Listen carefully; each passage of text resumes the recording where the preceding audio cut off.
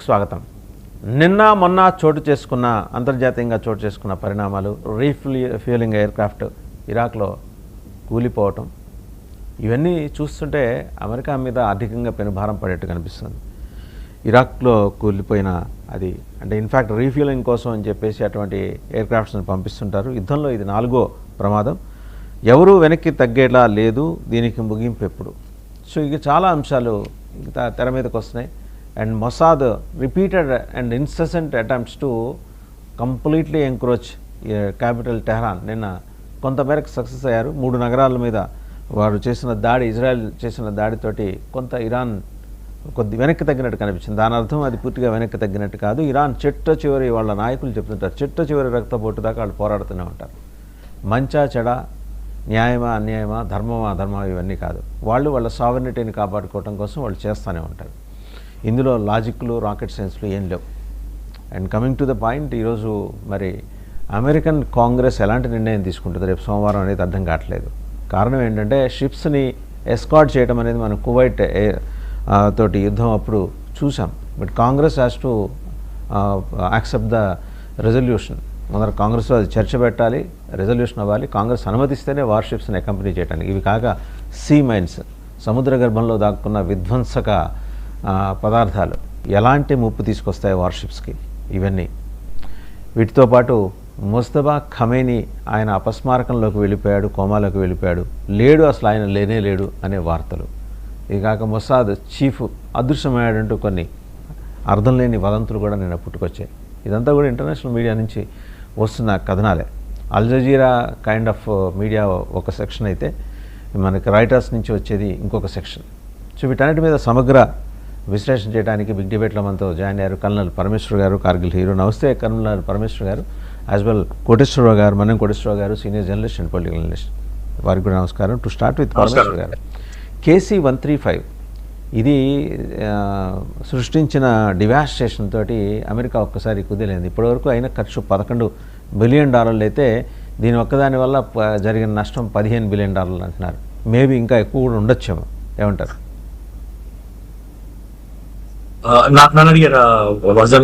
మిమ్మల్ని పరమేశ్వర్ గారు, మిమ్మల్ని. లాసెస్ అయితే అవుతాయి. నీకంటే ఇవన్నీ యుద్ధంలో జరిగే నెసెసరీ లాసెస్ అండి. ఏం చేయలేము, ఆపలేము. లేకపోతే ఒకసారి అయిన తర్వాత, యుద్ధం మొదలెట్టిన తర్వాత ఎవరేం చేస్తారంటే ఎదుటివాడు కూడా యుద్ధం చేయడానికి ఉన్నాడు కదండి. So it's a big loss and investment చాలా అవుతుంది. ఏమవుతుందంటే, నేను ఇదివరకు మీ ప్రోగ్రామ్ లో కూడా అన్నట్టు, అమెరికా అంచనా వేయలేదు ఇన్నాళ్ళు ఉండాల్సి వస్తుంది అని. వాళ్ళు ఏమనుకున్నారంటే, అంటే మెల్లమెల్లగా వార్ లాజిక్ బయటికి తీసుకొస్తే ఇజ్రాయెల్ ఎందుకు వచ్చింది, యుఎస్ఏ ఎందుకు వచ్చింది అనేది తీస్తే ఒక ఇంట్రెస్టింగ్ పర్స్పెక్టివ్ ఏం బయటకు వస్తుంది అంటే, కొందరు ఎక్స్పర్ట్స్ ఏమనుకుంటున్నారంటే, ఇజ్రాయెల్ కి యుఎస్ఏకి వేరియింగ్ ఆబ్జెక్టివ్స్ ఉన్నాయండి దీనిలో. Israel very very simple. Iran leadership ని డిస్ట్రాయ్ చేయడము, ఇరాన్ ఆయిల్ స్ట్రెంగ్త్ ని డిస్ట్రాయ్ చేయడము, అండ్ ఇరాన్ న్యూక్లియర్ ప్రోగ్రామ్ డిస్ట్రాయ్ చేయడం. ఈ 3 వాళ్ళ objectives. USA objective Iran leadership కూడా కాదు, అంటే రెజిమ్ చేంజ్ అంటున్నారు. ఎందుకంటే రెజిమ్ చేంజ్ కావాల్సింది వాళ్ళకి ఇరాన్ ఆయిల్ మీద కంట్రోల్ కావాలి కాబట్టి. లేకపోతే USA is not interested in anything else. యుఎస్ఏకి ఇరాన్ ఆయిల్ మీద కంట్రోల్ కావాలి, కార్గ్ ఐలాండ్ మీద కంట్రోల్ కావాలి. నిన్న ఆయన బయటకు వచ్చి అన్నాడు కార్గ్ ఐలాండ్ కూడా డిస్ట్రాయ్ చేశాము అని. బట్ అవి ఎంతవరకు కన్ఫర్మ్ అనేది ఇంకా బయటికి రాలేదు. కానీ ఆయన క్లియర్ గా క్లెయిమ్ చేశాడు. ట్రూత్ సోషల్ లో వచ్చి ఇస్తుంటాడు ఆయన జనరల్ గా ఈ స్టేట్మెంట్స్ అన్ని. So కార్గ్ island is the nerve centre. అంటే కార్గ్ ఐలాండ్ లో మాక్సిమం వాళ్ళ ఆయిల్ రిజర్వ్స్, వాళ్ళ oil refineries, oil storage facilities అవన్నీ ఉన్నాయి వాళ్ళవి, ఇరాన్వి. దాన్ని హిట్ చేసేమేమో అంటున్నాడు. కానీ నాకు తెలిసినంత వరకు USA will not touch కార్గ్ island. ఎందుకంటే అల్టిమేట్లీ ట్రంప్ కి అదే కావాలి. వెనిజులాకి వెళ్ళాడు, వాళ్ళ ఆయిల్ తీసుకున్నాడు, వాళ్ళ ఆయిల్ ఇప్పుడు ఇంటర్నేషనల్ మార్కెట్ లో నేనే సేల్ చేస్తాను అన్నాడు క్లియర్ గా. So he wants control of oil so that petrol dollar prosperity, వాళ్ళకి మనీ ఫ్లో ఉండాలని. సో అటువైపు నుంచి ఇజ్రాయెల్ ఏంటి perspective? Israel perspective is simple. Anti Israel perspective ఉన్న లీడర్షిప్ అందరినీ ఫినిష్ చేయాలి. సో మెల్లమెల్లగా అందుకే వాళ్ళకి డిసగ్రిమెంట్స్ బయటకు వస్తున్నాయి. అండ్ ఇజ్రాయెల్ ఒకసారి మీరు క్లాసికల్ గా వాళ్ళ 9 Day వార్ చూడండి, 48 వార్ చూడండి, ఎప్పుడైనా వాళ్ళు ఫామ్ అయినప్పుడు వార్ చూడండి, మల్టిపుల్ వార్స్ వాళ్ళు ఫైట్ చేశారు. యుద్ధం జరుగుతున్నప్పుడు they don't get into apologising and all అండి. యుద్ధం అంతా చేస్తారు, యుద్ధం అయిపోయిన తర్వాత ఎక్కడ తప్పులు జరిగితే తప్పు జరుగుతుంది, అంచనా తప్ప ఉండొచ్చు, మేము అపాలజైజ్ అంటారు. కానీ యుద్ధంలో వాళ్ళు ఎక్కడ చెయ్యి ఆపరు. వాడు Israel they are very clear, very ruthless. And వాళ్ళ ఫిలాసఫీ వాళ్ళకి రైట్, అంటే అది కరెక్టా తప్ప అనేది మనం వేరే డిబేట్ చేసుకోవచ్చు, కానీ but that is Israel's philosophy.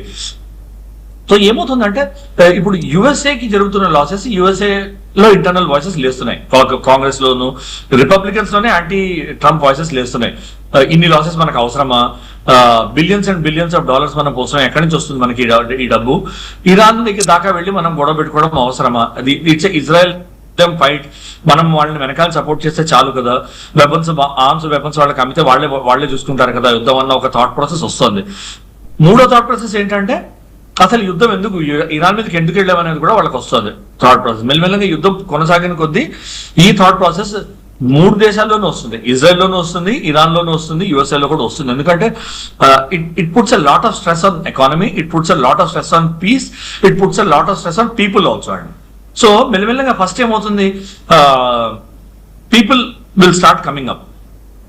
ఎక్కడైనా కూడా మీరు హిస్టరీలో చూసారంటే ట్రైబల్ లీడర్స్ అనే వాళ్ళు ఫర్ ఎవర్ సర్వైవ్ కారు, tribalism takes over. And similarly tribalist mentality during wars takes over. అంటే ఈ లీడర్ వల్ల మనకి ఏమైనా బెనిఫిట్ అవుతుందా అని మెల్లగా పబ్లిక్ కూడా చూడడం మొదలెట్టాక ఏమవుతుంది, దే విల్ స్టార్ట్ అప్రైజింగ్. అది ఎక్కడైనా అవ్వచ్చు, యూఎస్ఏలో ఆల్రెడీ క్వశ్చన్స్ వస్తున్నాయి, యూ కాంట్ రూల్ అవుట్ అది ఇజ్రాయెల్ అవుతుంది అవ్వదు అనేది. అండ్ ఇరాన్ లో అయితే దెర్ ఇస్ నో ఆర్డర్ కాబట్టి ఇరాన్ లో అన్నిటికన్నా ముందర అవుతుంది అని నా ప్రెడిక్షన్. అది మాకు పీస్ కావాలి, ఏమైనా వెళ్ళి go to the table and talk to USA and Israel అన్న ఒక అప్రైజింగ్ కూడా మెల్లమెల్లగా కొందరు వాయిసెస్ వస్తున్నాయి. అవి they have to gain ground. IRGC weaken ఒకటి కల్నల్ పరమేశ్వర్ గారు, ఇప్పుడు నిన్న మొన్న రిపోర్ట్స్ కనుక చూస్తే డిఫెన్స్ సెక్రటరీ యుఎస్ ఆయన అంటున్నారు, ఆయన ముజ్తబా ఖమేనీ చాలా సివియర్గా ఇంజూర్ అయ్యారు, ఆయన ముఖం కూడా గుర్తుపట్టలేని విధంగా మారింది, అపస్మారకంలో వెళ్ళి ఉండొచ్చేమో అని. అదొక వర్షన్. రెండోది ఏంటంటే అసలు ఆల్రెడీ ఆయన చనిపోయారు, రెండో రోజు మళ్ళీ వీళ్ళకి అనుమానం వచ్చి చేసిన దాడిలో రెండో రోజు ఆయన చనిపోయారు. సో అది ఇమీడియట్గా బయటికి చెప్పడం ఐఆర్జీసీకి ఇష్టం లేక ఇలాంటి మొన్న చూసాం కదా గోస్ట్ టేప్స్ అని చెప్పేసి వియాన్ టర్మ్ చేసింది. అంటే ఇలాంటివి ఏదో జనరల్గా ఈ టాక్టిక్స్ మనం అన్ని చోట్ల చూస్తుంటాం. లీడర్ లేకపోయినా మన మావోయిస్ట్ పార్టీలో కూడా లీడర్ పేరుతోటి ప్రకటనలు వస్తుంటాయి, ఆయన చనిపోయి ఉండొచ్చు కాక ఎన్కౌంటర్స్లో. అలాగే చెప్పి అంటే ఒక కైండ్ ఆఫ్ మొరల్ బిల్డ్ చేయడానికి ఇరాన్ కమ్యూనిటీలో వాళ్ళకి ప్రయత్నం చేశారు. కాకపోతే అది దొరికిపోయినట్టుగా అనిపించింది, ఎందుకంటే ఆయన వాయిస్ లేదు, జస్ట్ ఒక ప్రకటన, న్యూస్ ప్రజెంటర్స్ ఆ ప్రకటన చదివి వినిపించారు, చివరి రక్త బొట్టుకు కూడా మేము ప్రతీకారం తీసుకుంటాం. ఇవన్నీ అది అవంగానే నిన్న మాట్లాడారు ఆయన డిఫెన్స్ సెక్రటరీ. లేదా ఆయన severely injured. Next level of leadership ఎలా ఉండబోతుందండి అక్కడ ఐఆర్జీసీలో? సో ఒకటి ఏంటంటే ముస్తఫా ఖమైనీ బతుకున్నారా కోమాలోకి వెళ్ళాలని తెలియదు, కానీ చాలా క్లియర్ గా రిపోర్ట్స్ ఏమొస్తున్నాయంటే ఫస్ట్ డే ఆయన అటాక్ లో ఆయన కూడా మీటింగ్ లో ఉన్నాడు. ఆయన లోవర్ బాడీలో చాలా సివియర్ దెబ్బలు తగిలాయి and medical specialist are looking at him అనేది ఒక లెవెల్ గా ఇరాన్ నుంచి కూడా న్యూస్ వచ్చింది. While Israel and USA are claiming far more, అక్కడి నుంచి కూడా న్యూస్ వచ్చింది. సో ఒకటి ఏంటంటే క్రిటికల్ గా ఇంజ్యూర్ అయ్యాడు అనేది మాత్రం క్లియర్ గా బయటకు వస్తుంది అన్ని న్యూస్ దగ్గర నుంచి. ఎక్కడ డినయల్ లేదు, ఇరాన్ దగ్గర నుంచి కూడా ఎక్కడ డినయల్ లేదు అసలు ఇంజ్యూర్ కాలేదు అని. So which means part acknowledgement ఉంది వాళ్ళ దగ్గర. ఎంతవరకు అయ్యారు అనేది ఈజ్ వెరీ డౌట్ఫుల్. రెండోది, నేను ఇదివరకు కూడా మీ ప్రోగ్రామ్ లో చెప్పాను, he didn't command great respect. అంటే ఆయన గల్ఫ్ వార్ లో ఫైట్ చేశాడు, ఇరాన్ ఇరాక్ వార్ కాదు, ఆర్ మేబీ గల్ఫ్ వార్ లో ఫైట్ చేశాడు ఆయన, గల్ఫ్ వార్ లో ఫైట్ చేశాడు, ఇరాన్ ఇరాక్ వార్ లో కూడా ఫైట్ చేసినట్టున్నాడు ఆయన. సో ఐఆర్జీసీలో ఒక లెవెల్ రెస్పెక్ట్ ఉన్నా కూడా ఆయనకి గ్రేట్ లీడర్ అని ఒక వాల్యూ లేదు. ఎందుకంటే ఇస్లాంలో పిల్లలు పుట్టిన వాళ్ళకి పెద్ద రెస్పెక్ట్ ఉండదు, ఆయనకి పిల్లలు లేరు. సో ఆయన్ని ఆ మాటకు వచ్చి ఖమైనీ ఫ్యామిలీలోనే చాలా మంది ఆయన మాటలు ఆడారు, దూషించారని చెప్పి అనడం కూడా జరిగింది. సో ఆయనకి డెసిషన్ మేకింగ్ లో పెద్ద వాల్యూ లేదని అనడం కూడా వచ్చింది మధ్యలో. ఇది వార్ స్టార్ట్ అవ్వక ముందర నుంచే మాటలు ఉన్నాయి. అందుకే ముస్తఫా ఖమైనీని ఎప్పుడు క్లియర్ సక్సెసర్ గా, అలీ ఖమైనీకి క్లియర్ సక్సెసర్ గా చూడలేదు ఎప్పుడు. ఆయన కూడా ఇష్టపడలేదు కదా సార్, ఆయన కూడా వారసత్వం వద్దనుకున్నారు కదా, మనకి షాకి తేడా ఉంటుంది, ఆయన కూడా వద్దనుకున్నారు కదా. కరెక్ట్. సో మేబీ అంటే రెండు విషయాలు అయి ఉండొచ్చు, నాకు ఎట్లాగో ఫేవర్ లేదు నేను ఎందుకు పాకలాడడం అని ఆయన ఒప్పుకుని ఉండొచ్చు, లేకపోతే ఇష్టం లేక ఒప్పుకుని ఉండొచ్చు. So which ever is the case. కానీ ఆయన డిక్లేర్ చేయడం ఏంటంటే ఒక డైవర్సిటీ టాక్టిక్ అనిపించింది ఇరానియన్ లీడర్షిప్ ది. ఒక లైన్ లీడర్స్ అందరినీ ఐఆర్జీసీలో ఇరానియన్ ఆర్మీ వాటిల్లో 2-3 లైన్స్ ఆఫ్ లీడర్స్ ని చంపేశారు ఫస్ట్ డే అటాక్ లోనే, వాళ్ళు ఫస్ట్ సెకండ్ డే అటాక్స్ లోనే. దాని తర్వాత ఈయన్ని బయటికి వచ్చి ఓపెన్ గా డిక్లేర్ చేయడంలో రీజన్ ఏంటి అంటే I thought it's diversity tactic. వెనకాల నుండి నడిపించే వాళ్ళు assembly of experts guardians council లాంటిది ఒకటి ఉంది, వీళ్ళిద్దరు నడిపిస్తున్నారు. ఈయన్ని జస్ట్ ప్రాపప్ చేసి లీడర్ గా కూర్చోబెట్టారు so that he is targeted even if and ఆయన పోయినా కూడా పెద్ద లాస్ ఉండదు, మిగతా లీడర్స్ విల్ బి హిడెన్ అని చెప్పి ఒక టాక్టిక్ కూడా అయి ఉండొచ్చు. సో ఆయనకి ఎంతవరకు డ్యామేజ్ జరిగింది, ఎవరు ఐఆర్జీసీ స్ట్రింగ్స్ లాగుతున్నారు అనేది మనకు తెలిసేంత వరకు ఈ యుద్ధంలో ఇరాన్ లీడర్షిప్ ఎవరు వహిస్తున్నారు, ఎగ్జాక్ట్ గా ఎవరు వహిస్తున్నారు, ఎవరు డెసిషన్స్ తీసుకుంటున్నారు, ఎప్పటిదాకా. ఇప్పుడు వీళ్ళందరూ బయటకు వచ్చి మెల్లిమెల్లగా ఒక్కొక్కళ్ళు వచ్చి ఏమంటున్నారు, మేము కాంప్రమైజ్ లేదు, మీరు యుద్ధం మొదలెట్టారు, మేము ఎండ్ చేస్తామంటున్నారు. అండ్ రెండోది, మీరు క్లియర్ టాక్టిక్ ఇరాన్ దగ్గర నుంచి మీరు ఏం చూస్తున్నారు, వీళ్ళ ఆయిల్ రిఫైనరీస్ మీద కొడుతుంటే వాళ్ళు వెళ్ళి Aramco, world's largest oil producer Aramco, అలాంటి ఖతార్ లోను, సౌదీ అరేబియాలోను, యూఏలోను ఆయిల్ ప్రొడ్యూసర్ మీద కొడుతున్నారు. సో మీరు మా అసెట్స్ కొట్టారంటే మేము వరల్డ్ అసెట్స్ మీద కొడతాము, సో అందరూ మళ్ళీ ఒక లెవెల్కి వచ్చేస్తారు, అందరికీ ప్రాబ్లం క్రియేట్ అవుతుందని ఒక మెసేజ్ వాళ్ళు ఇస్తున్నారు క్లియర్ గా. రెండోది ఏమంటుందంటే ఇరాన్ ఇంకోటి, I think they are going there, Iran కి ఒకటి క్లియర్ గా తెలిసిపోయింది, మేము ఈ వార్ లో సర్వైవ్ కాలేము, మేము ఎట్లాగో ఓడిపోవాలి. సో ఓడిపోయినప్పుడు గెలిచిన వాడికి గెలుపు ఫ్లేవర్ ఇవ్వకుండా, ఇంగ్లీష్ లో పిరిక్ విక్టరీ అని ఒక ఇది ఉందండి, వర్డ్ ఉంది, ఫ్రేజ్ ఉంది. అలాంటి విక్టరీ అంటే ఏం చేస్తారు, అటు వేరే ఆయిల్ రిజర్వ్స్ ని కూడా కొట్టి అన్మేనేజబుల్ లెవెల్ దాకా ఆయిల్ ప్రైసెస్ తీసుకెళ్లిపోయి, సరే మీరు గెలిచారు, ఏం చేసుకుంటారు చేసుకుంటారు. అప్పటికి 200 పర్ బ్యారెల్, 300 పర్ బ్యారెల్ వెళ్ళింది అనుకోండి, ఏం చేసుకుంటుంది వరల్డ్ ఇన్ఫ్లేషన్ పోతుంది, వెళ్ళిపోతుంది, markets will come down, money markets will crash, businesses will crash, ఎందుకంటే everything is petroleum driven as of now. So Iran is heading towards that అని అనిపిస్తుంది నాకు, the way Iran is fighting the war. ఎందుకంటే చాలా random గా దొరికిన target దొరికినట్టు కొడుతుంది, and they are delaying the inevitable అని అనిపిస్తుంది అండి. రైట్, ఒకసారి కోటేశ్వర గారు, ఖుజస్థాన్ ప్రావిన్స్ లో కొత్త కుట్రకి అమెరికా తెర తీసింది అని చెప్పేసి అంతర్జాతీయ కథనాలు. తీర ప్రాంతాన్ని ఆనుకుని ఉంటుంది. అవుట్ ఆఫ్ 31 ప్రావిన్సెస్ ఇది కూడా ఒకటి. మెసొపొటేమియా నాగరికత ఒకప్పుడు పరిఢవిలైన ప్రాంతం ఇది. ఇరాన్కి నైరుతిలో, ఇరాక్కి పెర్షియన్ గల్ఫ్ సరిహద్దుల్లోనూ ఉంది. ఇక్కడి నుంచి ఈ వీళ్ళని కొన్ని కుర్దు ఫోర్సెస్ని, అంటే కుర్దులో కూడా చాలా అసమ్మతి గ్రూపులు ఉన్నాయి, వాళ్ళు నిర్ణయానికి కట్టుబడి లేరు దేశంలోనే, వాళ్ళని అండ్ వెలుపల నుంచి, ఎందుకంటే బూట్స్ ఆన్ గ్రౌండ్ అంటే అమెరికా అంత సాహసం చేయలేదు, అందుకని వాళ్ళు వెసులుబాటు చూసుకుంటున్నారు తీర ప్రాంతంలో వాళ్ళ షిప్స్ని అక్కడ దాకా తీసుకొచ్చి అక్కడి నుంచి వీళ్ళని డిప్లాయ్ చేయడం కోసం అని చెప్పేసి. ఎందుకంటే అమెరికా వాళ్ళ సైన్యాన్ని పోగొట్టుకోవడానికి సిద్ధంగా లేదు, అండ్ వాళ్ళు కూడా అన్ని వాతావరణ పరిస్థితుల్లోనూ యుద్ధాలు చేయలేరు, చాలా బలహీనంగా ఉంటారు అమెరికన్ ఆర్మీ. మనకన్నా కూడా కల్నల్ గారికి ఎక్కువ వారి మీద, వారి దేహదారుఢ్యం మీద, వారి పోరాటపడం మీద, వాళ్ళు ఎంతసేపు గాల్లోనూ నీళ్ళలోనూ యుద్ధాలు చేయటమే కానీ గ్రౌండ్ మీద యుద్ధం గెలిచిన దాఖలాలు ఎప్పుడూ లేవు. ఈ యుద్ధం అని కాదు, ఎక్కడా లేదు. అది తీసుకొచ్చి ఐఆర్జీసీకి వ్యతిరేకంగా ఒక అంతర్యుద్ధాన్ని ప్రమోట్ చేయాలి, ఎందుకంటే ఎలాగో నేరుగా మనం గెలవలేకపోతున్నాం అని చెప్పేసి ఒక కాన్సెప్ట్, ఒక కాన్స్పిరసీని ఫ్లోట్ చేస్తున్నది అమెరికా. వాస్తవం గారు, అదేమి ఇవాళ కొత్తగా చేస్తున్నదేమీ కాదు. ఎందుకంటే గత కొద్ది దశాబ్దాలుగా మనం చూసినప్పుడు ఇరాన్లో కావచ్చు, ఇరాక్లో కావచ్చు, సిరియా లేదా టర్కీ, ఈ దేశాల్లో ఉన్నటువంటి కర్దులు ఉన్నటువంటి ప్రాంతాల్లో వాళ్ళని రెచ్చగొట్టడం, యూదులకు ఎట్లాగైతే ఇజ్రాయెల్ మాతృభూమి అన్నటువంటి దాంతో వాళ్ళని రెచ్చగొట్టారు గతంలో, ఈ ప్రాంతంలో పశ్చిమాసియా ప్రాంతంలో కూడా అదే విధమైనటువంటి స్ట్రాటజీని అమెరికా ప్రయోగిస్తూ ఉంది. అయితే ఇంతవరకు సక్సెస్ కాలేదు. అందుకని ఇప్పుడు కొత్తగా ఏదో చేసి కర్దులతోటి లేకపోతే వాళ్ళతోటి చేద్దామని అనుకుంటే అది మరొక ఫెయిల్యూర్కి దారితీస్తుంది అనేది నా అభిప్రాయం. ఎందుకు అంటే ఇరాన్ని విడదీయడానికి ఖమేనీ విధానాలను వ్యతిరేకించవచ్చు, లేకపోతే నిరసన తెలియజేయచ్చు, కానీ జనం ఇరానియన్స్ దేశాన్ని విడదీస్తాము లేకపోతే ముక్కలు చేస్తాము అంటే అది దానికి అంగీకరించేది లేదు అన్నట్టుగా మొత్తం యునైట్ అవుతున్నారు అనేటువంటిది కూడా వచ్చినటువంటి వార్తలు. సరే, అందులో వాస్తవం ఎంత లేదంత అనేటువంటి చూస్తే ఇప్పటి వరకు 2 వారాలు గడిచిపోయాయి. అమెరికా ఊహించింది వేరు, లేదా అమెరికా అంచనాలను బట్టి మన దేశం కూడా ఊహించింది వేరు. నేను ఎక్కడో చదివాను, మన దేశం కూడా 14 రోజుల్లో, వారం 10 రోజులు, 14 రోజుల్లో అయిపోతుంది యుద్ధం అని చెప్పేసి మన పెద్దలు, ఢిల్లీలో ఉన్నటువంటి పెద్దలు లోపల మాట్లాడుకున్నారు. అది మొత్తం అంటే అమెరికాని నమ్మి ఆ విధమైనటువంటి అంచనాకు వచ్చారనేది ఒకటి. అందుకని ఇరాన్ గెలుస్తుందా, గెలవటానికి అదేం యుద్ధం చేయట్లేదు, గెలవటానికి ఏం దురాక్రమం చేయట్లేదు, అది యుద్ధం చేయట్లేదు, డిఫెండ్ చేసుకుంటా ఉంది. ఆ డిఫెండ్ చేసుకునేటువంటి క్రమంలో ఇంకా నాశనం కావచ్చు, ఎందుకంటే అమెరికా దగ్గర ఉన్నటువంటి ఆయుధాలు ఇవన్నీ కూడా నాశనం చేస్తుంది. ఏమి చేసినప్పటికీ అమెరికా ఏమి సాధిస్తుంది అనేటువంటి ప్రశ్న తలెత్తుతుంది. కానీ వాళ్ళు అగ్రెసర్స్, వీళ్ళు డిఫెండ్ చేసుకుంటున్నారు. అందుకని ఇరాన్ గెలుస్తుందా అని కొంతమంది చర్చలు చేస్తున్నారు. అసలు ఇరాన్ గెలవటం అనే సమస్య ఏంటి? వాళ్ళు దాడి చేస్తే కదా. అమెరికా గెలుస్తుందా లేదా అనేటువంటి చర్చ చేస్తే సరే దానికి ఒక అర్థం ఉంటుంది. అందుకని అమెరికా గెలిచేటువంటి అవకాశం లేదు, అటువంటి అవకాశాన్ని అమెరికాకి ఇవ్వం అని చెప్తున్నారు వాళ్ళు ఇరానియన్స్. అందుకని ఇవాళ జరుగుతున్నటువంటి పరిణామాలు, ఫ్యూయల్ మొత్తం 5 విమానాలు కూలిపోయాయట. మొత్తం ఇంధనాన్ని నింపేటువంటి విమానాలు 5 fuelling air crafts. Fuelling air crafts.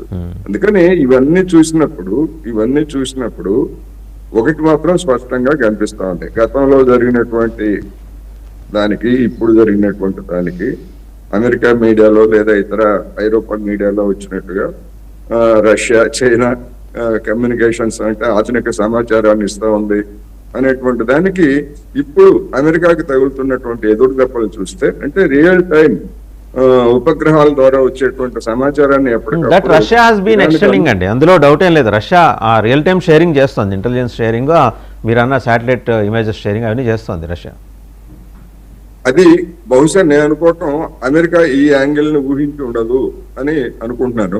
కానీ అది కూడా వాస్తవం. ఎందుకంటే ఉక్రెయిన్ యుద్ధంలో రష్యా గురించి అటువంటి సమాచారం పశ్చిమ దేశాలను ఇచ్చి దాన్ని దెబ్బతీయడానికి ప్రయత్నించినప్పుడు దానికి కౌంటర్ గా ఇరాన్కి ఇవ్వకుండా ఉంటుందని ఎవరైనా అనుకుంటే అది పిచ్చి పని. అందుకని ఇప్పుడు ఏం జరుగుతుంది ఏంటి, మహా అయితే మొత్తం దాన్ని సర్వనాశనం చేస్తారు. అంతకు మించి భౌతికంగా వాళ్ళు వెళ్ళి ఇరాన్ ఆక్రమించుకునేటువంటి స్థితి ఉందా అంటే నా అభిప్రాయం ప్రకారం అయితే అటువంటి అవకాశం లేదు.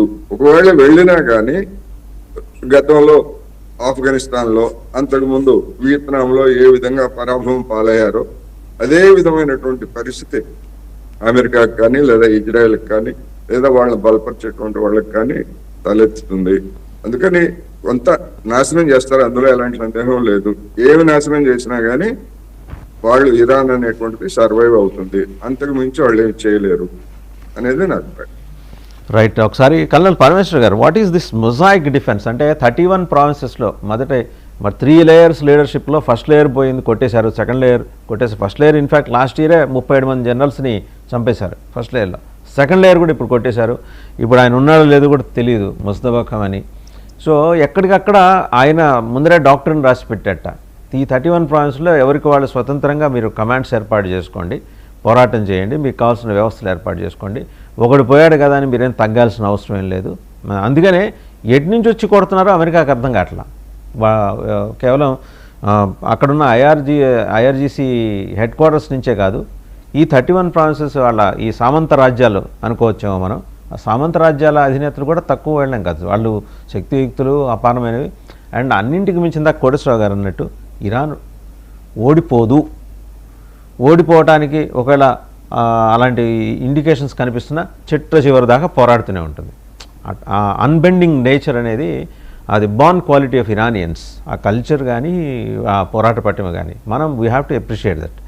ప్రపంచంలో అతి అరుదైన నాగరికతల్లో ఇరాన్ ఒకటి. స్వాభావికంగా వాళ్ళకుండా ఆ కొంబాటింగ్ నేచర్ కూడా అది. అందువల్ల అర్థం కాదు. ఇప్పుడు ఈ 31 ప్రావిన్సెస్లో కూడా ఇలాంటివి మొదలయ్యాయని మళ్ళీ ఇందాక ప్రస్తావన చేసింది. అది ఇంతకు ముందు నుంచో ఉన్నదే. కొజెస్తాన్లో ఒక అన్రెస్ట్ క్రియేట్ తీసుకొచ్చి ఇరాన్కి నైరుతి ప్రాంతంలో కోస్ట్ లైన్లో ఉంది. వాళ్ళకి అది అడ్వాంటేజ్. బూట్స్ ఆన్ గ్రౌండ్ కూడా వాళ్ళు ఏం పెద్దగా వచ్చి చేస్తారు అని అనుకోవటానికి ఏం లేదు. వస్తే పరాభవమే, అందులో డౌట్ ఏం లేదు. అందుకని లోకల్స్ని ఇన్ఫ్లుయెన్స్ చేసి ఈ అరబ్ ట్రైబ్స్ని కొన్ని ఇన్ఫ్లుయెన్స్ చేసి అక్కడ సివిల్ వార్ తీసుకొద్దామనే ప్రయత్నం, అక్కడి నుంచి మొదలెడదామని, దాంతోనే అయిపోతుందని కాదు. ఈ మొజాయిక్ డిఫెన్స్ దీని వెనకాల చాలా కీలక పాత్ర పోషిస్తుందని అంటున్నారు, నిజమేనా? కరెక్ట్ అండి. అంటే ఇది డాక్టరీన్ మొజాయిక్ డిఫెన్స్ అనేది ఇరాన్ వాళ్ళు మల్టిపుల్ వార్స్ మల్టిపుల్ ఫెయిలియర్స్ నుంచి వచ్చిన లెసన్స్ తీసుకుని మొహమ్మద్ అలీ జాఫరీ అని ఉన్నాడు ఒక ఆయన. వీళ్ళందరూ మీరు ఇంట్రెస్టింగ్ గా చూస్తే వీళ్ళందరూ తెర వెనకాల ఉన్నారు, ఇప్పటికి కూడా బయటికి రాలేదు. మొహమ్మద్ అలీ జాఫరీ ఎక్కడ ఉన్నాడు ఇంకా డిక్లేర్ చేయలేదు, వాళ్ళు చెప్పలేదు కూడా. సో మై వ్యూ వీళ్ళందరూ నడిపిస్తున్నారు ఈ యుద్ధాన్ని. And Mohammad Ali Jafari 2006 or 7 నుంచి 2000 ఆల్మోస్ట్ 19 or 20 దాకా IRGC చీఫ్ గా ఉన్నాడు. సో ఆయన మల్టిపుల్ వార్స్ నుంచి వచ్చిన లెసన్స్ తీసుకుని అంటే multiple command and control structures ఉంటాయండి డిఫెన్స్ ఫోర్సెస్. సో IRGC ఒకటి రిలీజ్ ఏమైందంటే సెంట్రలైజ్ కమాండ్ స్ట్రక్చర్ ఉన్నప్పుడు ఏమవుతుందంటే ఈ వార్ లో ఆ సెంట్రలైజ్ కమాండ్ స్ట్రక్చర్ ని టార్గెట్ చేసేసారు అనుకోండి, entire infrastructure or entire command structure or the control structure tends to collapse అనమాట. అయితే ఏం చేశాడు, డీసెంట్రలైజ్డ్ కమాండ్స్ అని పెట్టాడు. మొజాయిక్ అంటే మొజాయిక్ లో మీకు ఉంటాయి కదా చిప్స్, వేరే చోటు అంత ఒక చోటు లేకుండా వేరే చోటు ఉంటాయి. So that is how it is mosaic defence అనమాట. సో ఏం చేశాడంటే semi control semi independent unit various provinces లో వేరియస్ ఏరియాస్ లో క్రియేట్ చేశాడు. సో యుద్ధంలో సెంట్రల్ లీడర్షిప్ కి దెబ్బ తగిలినా కూడా సో వాళ్ళని క్రియేట్ చేయడమే కాక అక్కడ కమాండర్స్ ని అక్కడ లీడర్స్ ని ఎట్లా మెంటర్ చేస్తారంటే సెంట్రల్ లీడర్షిప్ కౌన్సిల్ తో పాటు కలిపి ఉంచి డెసిషన్ మేకింగ్ ఎలా చేయాలి, వార్ డెసిషన్ మేకింగ్ ఎలా ఉండాలి, what is in the interest of the nation, what is in the interest of the IRGC, ఎట్లా డ్రైవ్ చేయాలి from a semi independent unit, మిగతా యూనిట్స్ తోటి కమాండ్ అండ్ కంట్రోల్ సిస్టమ్ ఎలా ఉండాలి, దానిలో హైరార్కీ ఎలా ఉంటుంది, ఇలాంటివి multiple aspects of war, multiple tactical and strategic aspects stitching చేసి మల్టిపుల్ కమాండర్స్ క్రియేట్ చేస్తారు. వాళ్ళు రెగ్యులర్ గా మెంటర్ అవుతుంటారు అండ్ వాళ్ళు సెమీ ఇండిపెండెంట్ యూనిట్స్ ఉంటారు కాబట్టి డెసిషన్ మేకింగ్ వాళ్ళకి అలవాటు అయిపోతుంది ఆ యూనిట్స్ లో ఉండి. ఆ సెమీ ఇండిపెండెంట్ యూనిట్స్ అంటే చిన్నవి అవ్వచ్చు పెద్దవి అవ్వచ్చు depending upon the role and responsibility of that unit. అవి వాటిలో ఏం చేస్తారంటే వాళ్ళకి ఇండిపెండెన్స్ ఇచ్చి డెసిషన్ మేకింగ్ అథారిటీస్ ఇచ్చి training methodologies, war methodologies practices, tactical operations methodologies అన్ని వాళ్ళకి ఇండిపెండెన్స్ ఇచ్చేస్తారు. డెసిషన్ మేకింగ్ లోనే వాళ్ళని హ్యాండ్ హోల్డ్ చేస్తారు వార్. ఎందుకంటే వార్ డాక్ట్రిన్ ఒకటే ఉంటుంది కంట్రీది, ఆపరేషనల్ డాక్ట్రిన్స్ మల్టిపుల్ ఉండొచ్చు based on terrain, but war doctrine ఒకటే ఉంటుంది. ఆ వార్ డాక్ట్రిన్ ఒక్కొక్క టెరైన్ ఒక్కొక్కటి ఉంటుంది బేసికలీ. అంటే ఒక ఎనిమితో ఒకటి అట్లా ఉంటుంది అనమాట. సో ఎలాంటి అటాక్ వస్తే ఎలాంటి వార్ డాక్ట్రిన్ ఉండాలి. సో ఆ వార్ సార్ సిగ్నల్ ఫ్రీజ్ అయినట్టుంది. కల్నల్ పరమేశ్వర్ గారు సిగ్నల్ ఫ్రీజ్ అయినట్టుంది ఒకసారి. సో దానిలో పాటుగా సారీ సిగ్నల్ ఫ్రీజ్ అయినట్టుంది ఒకసారి ప్లీజ్. ఇప్పుడు ఓకే అండి. ఐ థింక్ ఆ పాటలో ఏమైందంటే ఈయన ఒక రిపోర్ట్ ఏంటంటే బై 2022 ఓన్లీ 2023 ఎప్పటికైతే యుద్ధం క్లౌడ్స్ వాళ్ళ దగ్గర చాలా క్లియర్ గా వచ్చే వీళ్ళు న్యూక్లియర్ ప్రోగ్రామ్ మేము ఆపము, మేము కంటిన్యూ చేస్తాం అన్నప్పుడు దే న్యూ ఎప్పుడైనా కూడా మా మీద అటాక్ అవ్వచ్చు, ఇజ్రాయెల్ ఎప్పుడైనా అటాక్ చేస్తుందో తెలుసు వాళ్ళకి లాస్ట్ 5-6 ఇయర్స్ నుంచి. సో పోస్ట్ కోవిడ్ దగ్గర నుంచి కూడా వాళ్ళతో ఏంటంటే మల్టిపుల్ లీడర్స్ ని క్రియేట్ చేశారని ఒక రిపోర్ట్ ఉంది.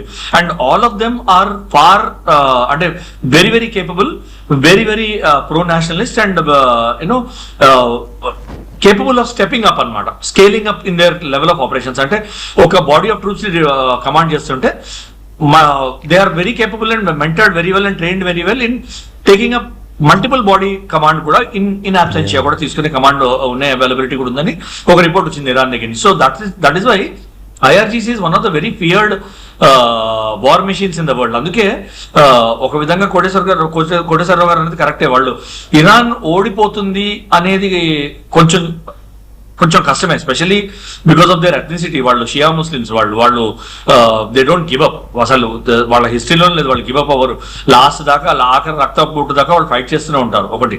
రెండు ఏంటంటే their hunger for revenge, Shias hunger for revenge is known to the world. ఇవన్నీ అమెరికా యాక్చువల్లీ అండర్ ఎస్టిమేట్ చేసిందండి, చాలా క్లియర్ గా అండర్ ఎస్టిమేట్ చేసి కాల్ పెట్టింది. ఇప్పుడు ఎట్లయిపోయిందంటే ల్యాండ్ మైన్స్ తో నిండిపోయిన ఉన్న ఫీల్డ్ లో వాళ్ళు కాల్ పెట్టినట్టు అయిపోయింది. అక్కడ స్టేట్ ఆఫ్ హార్మోస్ కంట్రోల్ తీసుకోలేరు because of various tactical and strategic issues. ఇక్కడ ఇరాన్ మీద కంట్రోల్ తీసుకోలేరు, అక్కడ ఇజ్రాయెల్ ఆపలేరు.